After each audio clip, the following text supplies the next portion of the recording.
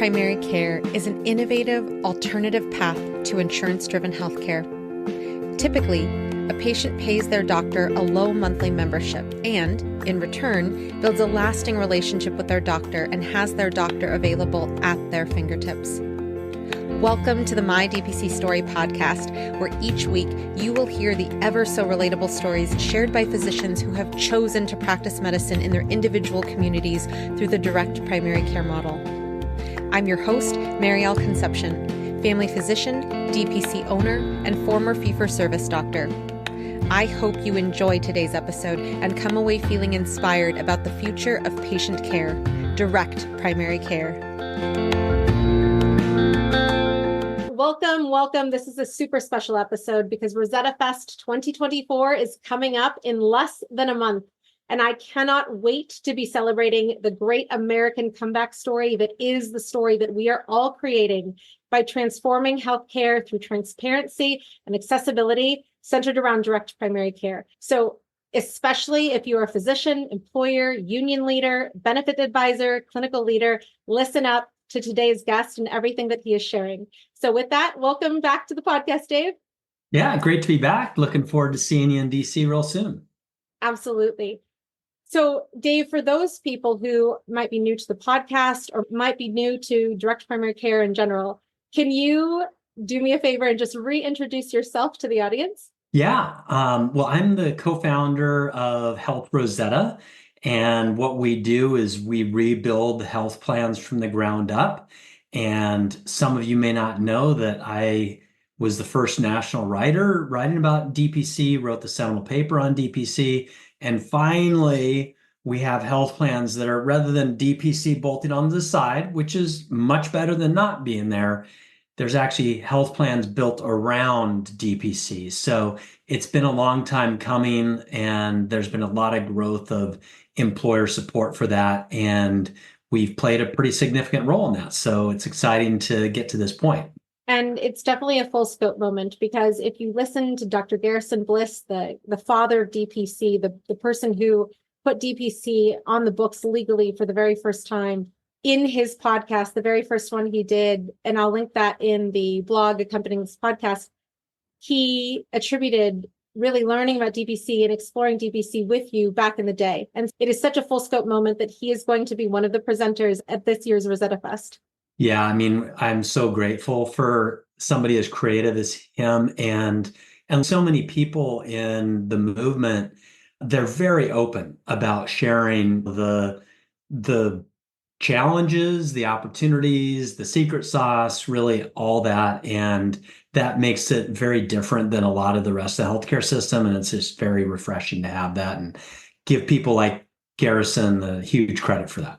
I really love that you mentioned how open this movement is and how you guys at Health Rosetta even are bringing an open source way to even address health benefits and health plans. And so when we talk about the experience at Rosetta Fest, being at Rosetta Fest is not like a typical broker's conference. It's not a typical let's learn about healthcare together conference. It is truly a breeding ground for making change in the world of healthcare for everyday Americans. So can you just look back on this past year and tell us, what have you seen over the past year because of the connections made at Rosetta Fest last year in Chicago? Yeah, it was the first time that we really proactively reached out to clinicians, particularly physicians, and we had over 100 last year. In the past, we had just met internal to our community, which were like benefit broker, benefit advisors, and then some of the solutions like TPAs. So you know what? We increasingly see ourselves as connective tissue across the different industry silos. So we also had the true payers of healthcare, employers and unions and other purchasers.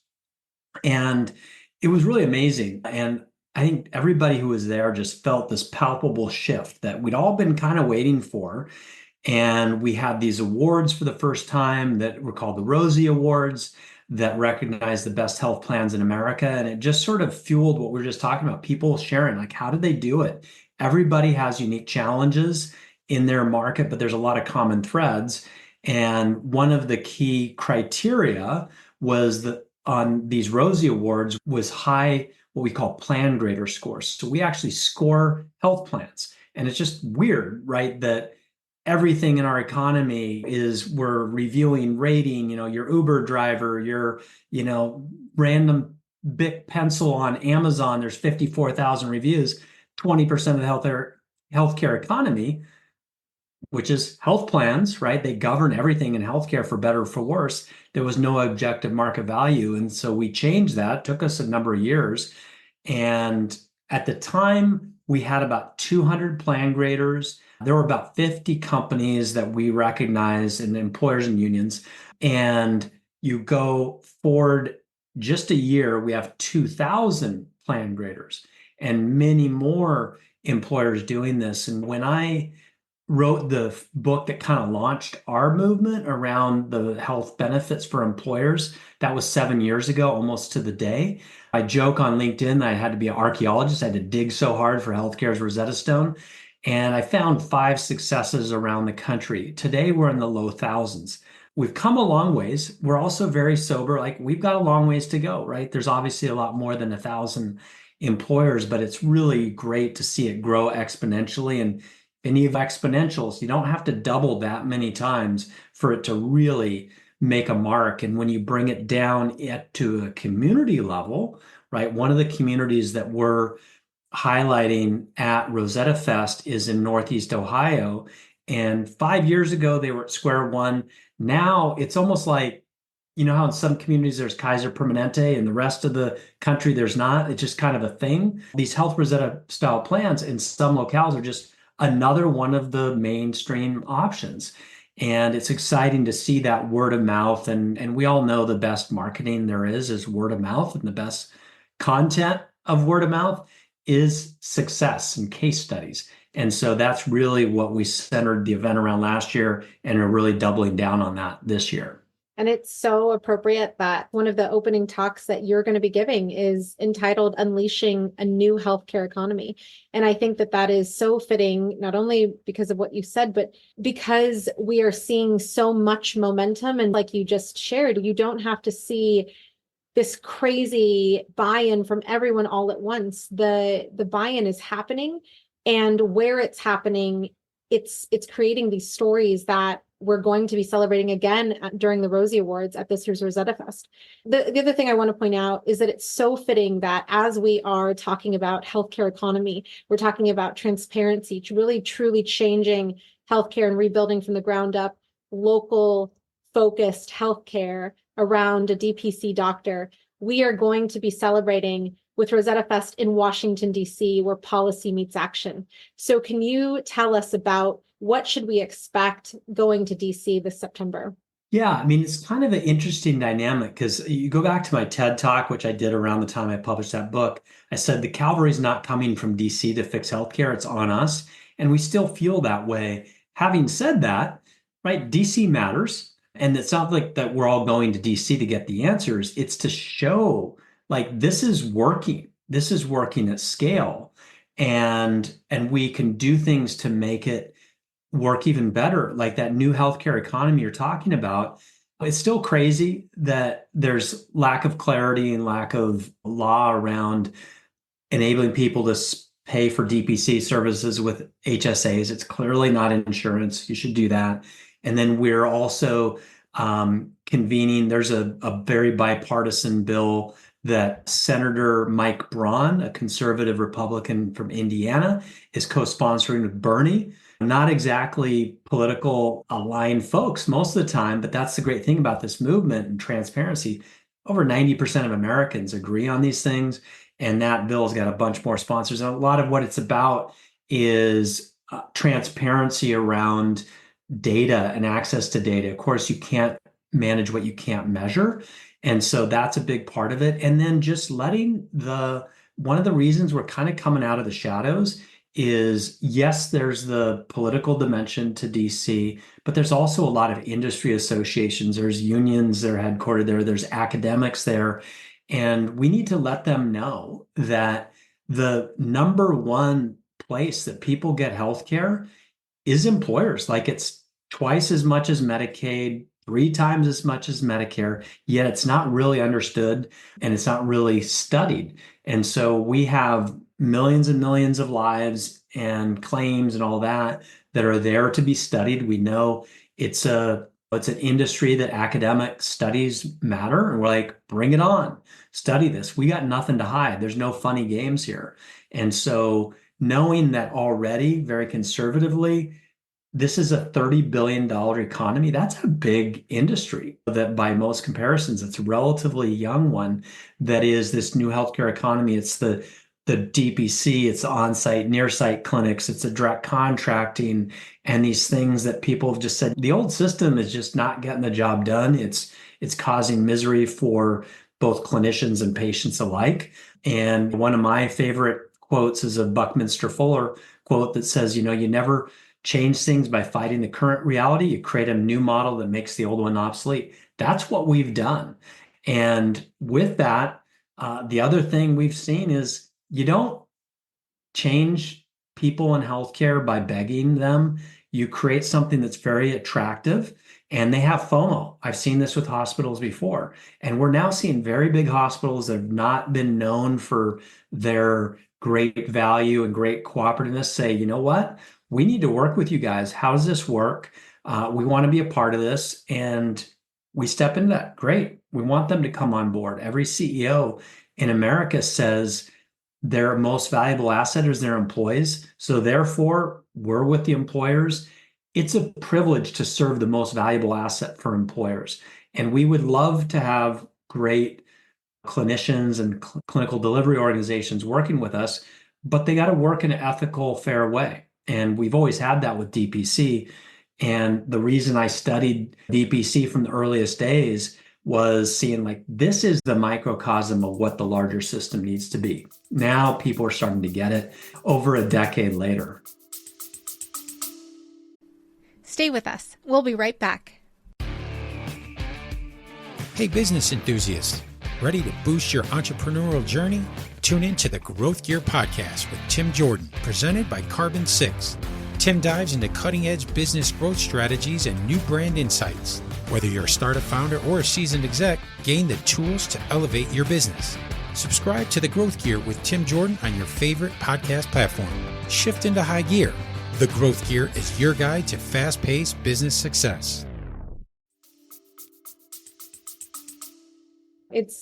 It's crazy how things take time to change, but culture takes time to change. But I really love that what we're doing is we're rebuilding it the right way. And I'm very biased when I say that, but I love that you focus so much on keeping healthcare local. I love that you focus so much on we have data to learn what not to do again. So how are we going to do what's better and what's right for our future generations, for our current generations, for the people who are nearing the end of life? And so it's just wonderful that we are bringing the action to DC is exactly what I envision Rosetta Fest is doing, that we are not the people who are asking our legislators to make change, that we are saying, you know what, let me help you make changes. It's actually really easy to understand what we're doing. Let me tell you about my patient that I take care of personally, who has Medi-Cal in California and Medicaid all over the country, but this person benefited from DPC because of these things, and they didn't go bankrupt to afford membership in my clinic. So it's the stories that you heard at Rosetta Fest last year that you will hear at Rosetta Fest. They're just really pulling out what we're doing and creating and highlighting them in such a way that you remember those stories and you take those away when you talk to your neighbor, your boss, your employee, your legislator. So with that, I want to hit now on who is actually going to be speaking. So let's start with the main stage speakers. Who are the people that most likely the listeners will know about when they hear these names? Oh man, I'm gonna probably leave somebody out because there's so many great ones, but I'll point out a few folks that people know about. People like Marilyn Bartlett. She was recognized as one of Fortune's 50 greatest leaders, global leaders, for her work with the Montana State and Public Employee Plan. People like Cynthia Fisher.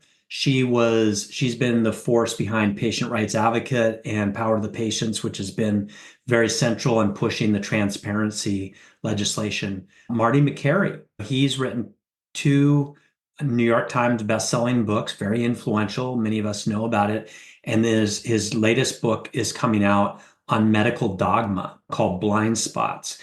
And I think will be very thought-provoking. He's always been comfortable making people uncomfortable. And you may not agree with everything he says at the time, but he's been proven right over and over again. And we're really grateful that he's chosen to launch his book at our event. The book, I think, publishes and is available in bookstores September 17th. On September 12th, the only place in the world for 5 days to get his book will be at our event. We have some of you know Marshall Allen, a real giant in our industry, incredible investigative journalist. Sadly, he died suddenly back in May, and his wife is amazing, and she is going to come to really kick off the event. And one of the things that is really centering the event is our focus on the patient, right? It's kind of funny. You go to a lot of healthcare events, yet actually don't hear about the patient that much. And so Marshall was really the embodiment of a patient advocate and bringing power to patients. And his wife, Sonia, was at his side through a lot of that journey, familiar with it, and really carrying on his legacy, which we want to help as much as possible. Then we're going to have, you mentioned the open source. So the things that have enabled us to have really incredible success hundreds of times over have gotten into this kind of wonky stuff around procurement and contracts and data use and all of that. But we're giving away our secret sauce. If you look at the health plans that are happening in the Health Rosetta movement, if you look at the healthcare outcomes, when you have great primary care, when you can get people to centers of excellence, when medications at work are free, there's no barriers there, the health outcomes are so much better. If you could put it into a pill bottle, it would be the blockbuster drug of the century, like cancer cure level of outcomes. No reasonable person would ever keep that to themselves. So we have to open source that. And we're bringing some of the big names in the industry behind that. Cynthia Fisher supported that, but Leah Binder, she runs Leapfrog. She's on the board of this nonprofit we've created to pour these assets into. People, Steve Wiggins, a real legend in terms of early health plan stuff. Gloria Sachdev, who's done the SAGE Transparency and RAND report. And they're going to be talking about what this means to have these open source resources, because it can be a little abstract at the first part of it, but then you realize this underpins everything. And that was probably the biggest aha in this whole journey was, wow, all these different dysfunctions. If you ask why enough times, what the root cause of that is, it's these health plans that, again, they govern everything. And so we talk about the new healthcare economy. And for those who are listening to this versus watching it, I'm putting an iPhone in front of my face here, saying we didn't get these by tweaking landlines and rotary phones. You had to develop a new model, a new supply chain from the ground up. That's what we're doing together. And that's the other thing about open sourcing. Then you can develop industry standards. And we've seen that from a lot of different industries, from shipping, using standardized shipping containers, financial services, where literally you're reducing the administrative burden and cost like 97%. Do we really need, 30 cents of every dollar to go towards administrative overhead? That's crazy. And so we're doing a lot of things to bring that barrier down and have models where you're not putting doctors in the position of being glorified billing clerk. Let doctors be doctors and let them do their best work, get out of their way, give them the tools. And that's what we see works over and over and over. It's actually not that complicated if you peel away all the nonsense that's been put into the system. So refreshing to hear. I definitely know that there are people in the audience who are shaking or nodding their heads in agreement. That brings me to the next thing that I wanted to cover, which is that not only are you going to be hearing on the main stage a very thoughtful and curated series of talks that talk about open sourcing, talk about how to make change, giving examples, and also how to sustain that change. There are also going to be 4 tracks focusing on advisors, clinical leaders, employers and unions, and then solutions. And so I think that this holistic way of not only talking about, but really zooming in on the examples for these specific groups is so helpful, and makes Rosetta Fest really a place where you're not able to leave without having some transformation in your mindset. So tell us about these tracks and what can people expect in attending these tracks in particular? Yeah, I mean, it's this kind of blend, right? You need to have, this is a team sport. We need to get together, have a common grounding, but clearly what a clinician is doing day to day is very different than a solution or an employer or a benefits advisor. So we want to get down and dirty into what makes it work. Like from a DPC practice perspective, how do you work with these plans? Why is it that a couple years ago, only about 20% of DPC memberships were from employers? Now it's over 40%. How does that work? What are some of the laws? What are the ways that, obviously primary care does a lot, but it doesn't do everything, right? And so how does it work with the rest of the health plan? And in some settings, there's these concierge nurse navigators. How do they work with them? How do they work with centers of excellence? One of the things that we're very big on, in fact, we walk the talk with our own plan, is thankfully we're a small team distributed in 9 states. I think we only have like 12, 14 people that are in our company on our plan. Yet we have our own employee health plan built around primary care. And how do you do that in a way that actually works and makes the most of everybody on that team? So each of these areas will drill down, hone in on what are the success drivers and where are the landmines and potholes. One of my beliefs is make new mistakes. Don't make mistakes somebody's already made, right? We never have said that we have executed perfectly and we're some godlike figure. Like there's so much to learn, but we're relentless in learning. And I feel like the businesses I've seen that, and organizations, models, whatever, if it's a business or not, I kind of joke that the most successful organizations are the ones who make the mistakes fastest, but they don't repeat them. And that's where we have that learning spirit together to constantly iterate. And that's where what we think was top of the heap last year shouldn't be anywhere near top of the heap today. And we just continue to evolve. So each of these breakouts speaks the language of those people and the particular challenges that they have. Like at an employer arena, and maybe more about change management, because yes, these are better, but it's still different. And if you don't think about that, you could have the best design plan in the world, great DPC docs, but it will still fall on its face. Like you still need to be thoughtful. So those are the types of things. It's not just sort of an ethereal high level thing, like it's nuts and bolts. And when you see the resources that we're open sourcing, it's excruciating levels of detail. None of it's rocket science, but it's a lot of things to be worried about. And we're just trying to take this from acting like it's 100% art. It's not 100% art. Like when it comes to health plan, it's maybe 80, 90% science, 10 or 20% art. Because there's still, given population, given geography, there's still things you're going to tailor. But a lot of it is, there's just certain ways of doing it. Certain things are flexible, but there's not infinite options on those things. There might be 2 or 3 or 4 or 5 options. So these are the types of things that if you're going to grow a movement, there needs to be verifiability that thing works and repeatability. So it's not so much effort. Like, God bless Rosen Hotels for being a pioneer there, and they've been doing it for 30 years, but most companies won't do that level of work.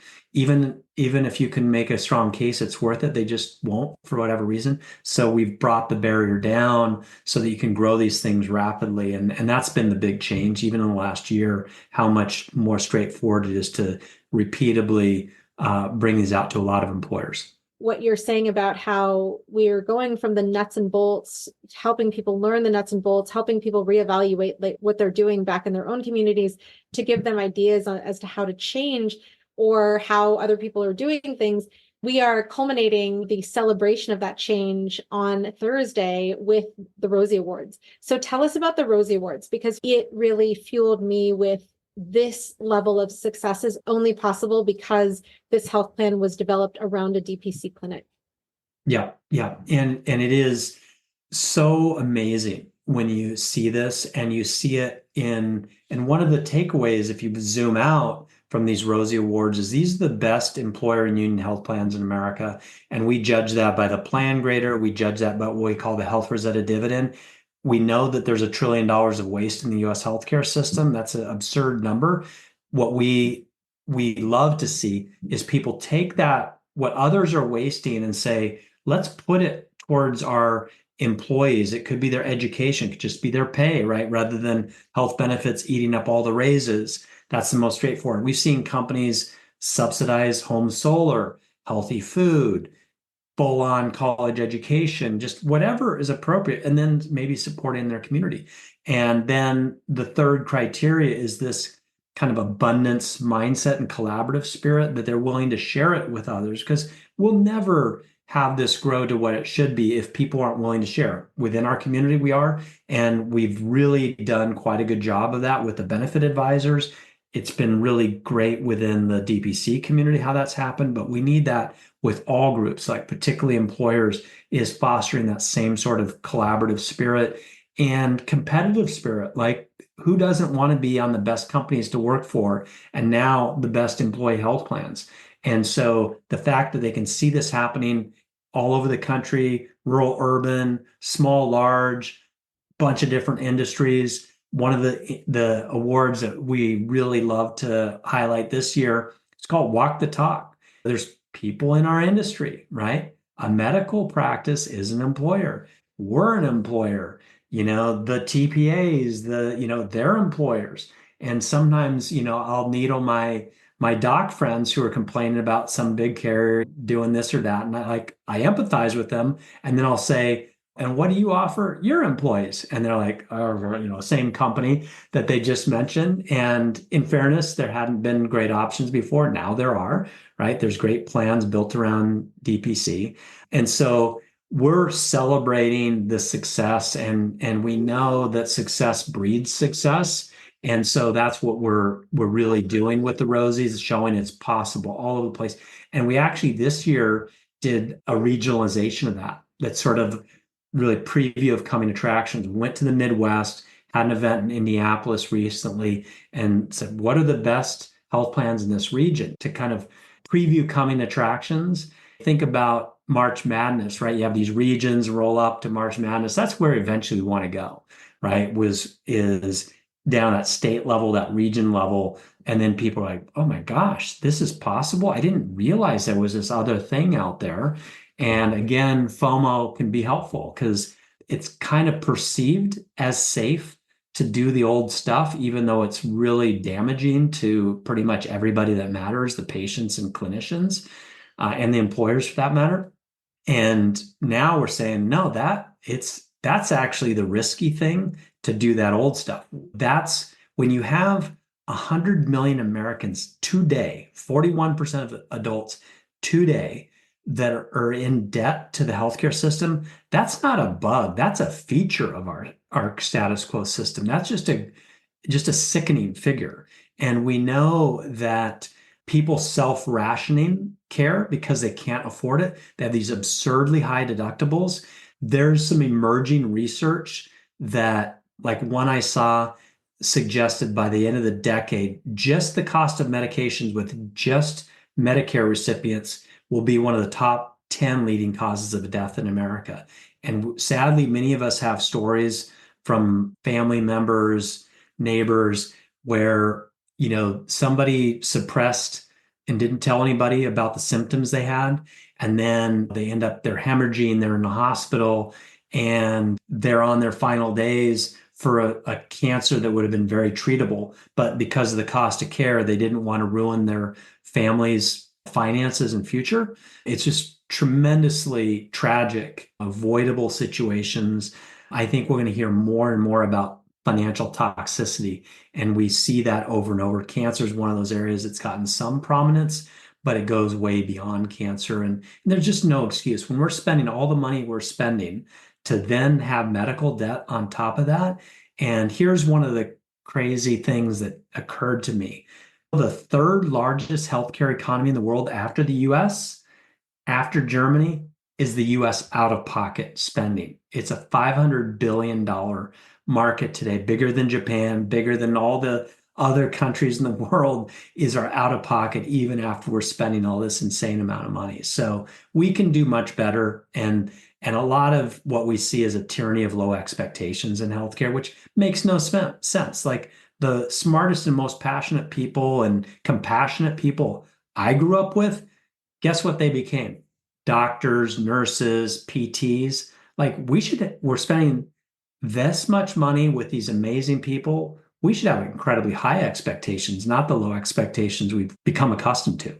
This is why what you are speaking to makes me so proud to be part of this movement. And those of you who are listening, who are also part of this movement, you remind yourself today that you should be proud to be part of this change that is truly, again, doing what's right for us, doing what's right for our patients and for our future of this country. Because I can hear the stories that have been shared with me about, oh, Kaiser has banners as to how much they made over the year, but we're celebrating the dividends and how they're reinvested into communities. Because of the way that healthcare was redesigned in this community, new school buildings were purchased, new materials, people, like you said, their college education is being paid for. So when we talk about healthcare and the relief of mental health care, when you don't have to worry about financial debt, when you don't have to worry about, I wish I could do that, but I can't because I have to work these 3 jobs in order to pay off that one bill that I never should have been charged anyways. It's just, so it is such a time in healthcare to say we are on the right side of history. So for those people who haven't already bought their ticket during this talk, why should people go to Rosetta Fest? And especially if you can speak, Dave, to the physicians who are out there listening. Yeah. First of all, I'm incredibly grateful to the physicians who've made this move. I'm not a clinician, not a physician, but I've kind of been in that seat in a way where people are like, you're crazy. What are you doing? And you're like, no, I think the rest of you are crazy, right? Like we're actually onto this. And so I'm really grateful for that. And I think any DPC practice out there, it's so much better than the status quo. It should be, if you want it, 5, 10, 100 times bigger than what it is right now. And what we think is very powerful at this event, we talked about this new healthcare economy. What does that mean down at the ground level? It's getting together with local employers, local benefits advisors that represent a bunch of employers. It's really kind of a market making event, bringing together, to use economic terms, the supply side and the demand side. And that's really valuable. And then plus what we talked about earlier, just how to do this really well. And so if it's at all possible for you to come in person, do that. But if you can't, we do have a virtual ticket that gives you all access to the tracks we were all talking about. And we also have a event app that is unlike any other event app. The thing is already on fire and we're still a few weeks away from the event of just people interacting because there's just this pent up energy of, yes, we need this thing. And we're essentially, what I see as the common thread across different communities is they're reestablishing what I call health sovereignty. And what's unfortunately happened, and there was actually a book that's come out last year by a doctor, a medical doctor, Michael Fine.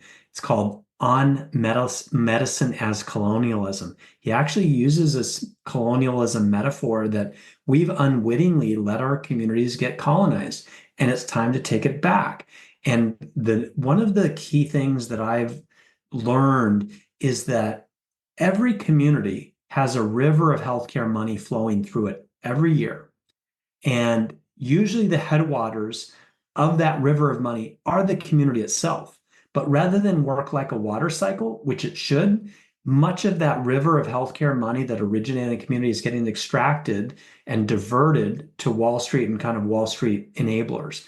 And that is in our power if we choose to take that. And so that's one of the things, you come and you understand that, and you can, and at the end of the day, I'm not fixing healthcare in Topeka or any of your hometowns. It's on you, it's on us. And that's the other thing. I'll, again, needle some of my clinician friends. I say, what are the 3 most trusted professions in America? Over and over. Number 1, nurses. Number 2, physicians. Number 3, pharmacists. And all of you have patients, you have neighbors, you have friends that are business decision makers, civic leaders. We also have a lot of public sector leaders coming, the folks from Northeast Ohio. It's the school district in the city, incredible stories there. And you have a lot of credibility in your community. And I strongly believe that some of the most integral leaders in this reestablishing health sovereignty will be physicians.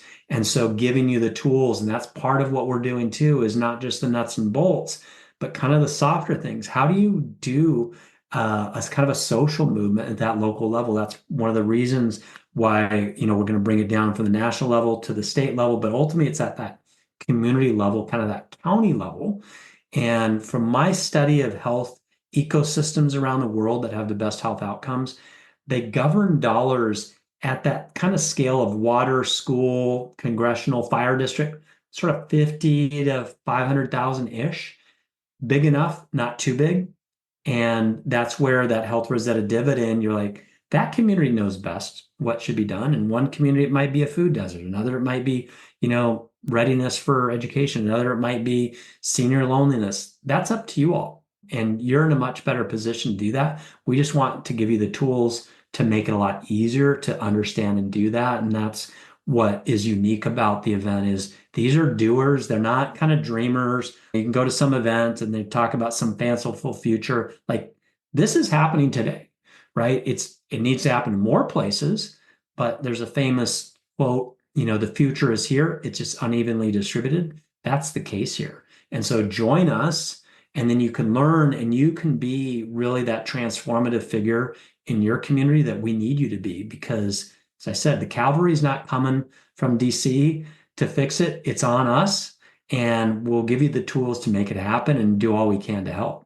And we are coming in full force. So be there in Washington, DC. Definitely easier than some other places because you can take trains, you can take planes, trains, automobiles to get there. Make your reservations and register today at RosettaFest.org. Rosetta Fest is happening September 11th through 13th in Washington, D.C. And just as Dave said, if you cannot make it in person, definitely try to, because I'd love to see you for sure. And I'd love for you to be part of the networking that will happen on a crazy level. But if you cannot make it in person, there is an online ticket option. For my DPC Story listeners, it's access to Rosetta Fest virtually with over 80 sessions available to you. And the ticket cost is $99 for my DPC Story listeners. So if you can make it, though, to be sure to take $100 off your ticket registration with the code MyDPCStory100. Check out the blog at mydpcstory.com accompanying this podcast, and you can find the links there. So with that, thank you so much, Dave, for joining us today, and I'll see you in DC. Yeah, looking forward to it. Thanks so much for having me on, and looking forward to seeing your community as much as possible out there. Thank you for joining us for another episode of My DPC Story, highlighting the physician experience in the world of direct primary care. I hope you found today's conversation insightful and inspiring. If you want to dive deeper into the direct primary care movement, consider joining our My DPC Story Patreon community. Here, you'll have access to exclusive content, including more interview topics and much more. Don't forget to subscribe to My DPC Story on your podcast feed and follow us on social media as well. If you're able, I'd greatly appreciate if you could leave us a review. It helps others to find the podcast. Until next time, stay informed, stay healthy, and keep advocating for DPC. Read more about DPC news on the daily at dpcnews.com. Until next week, this is Maryal Concepcion.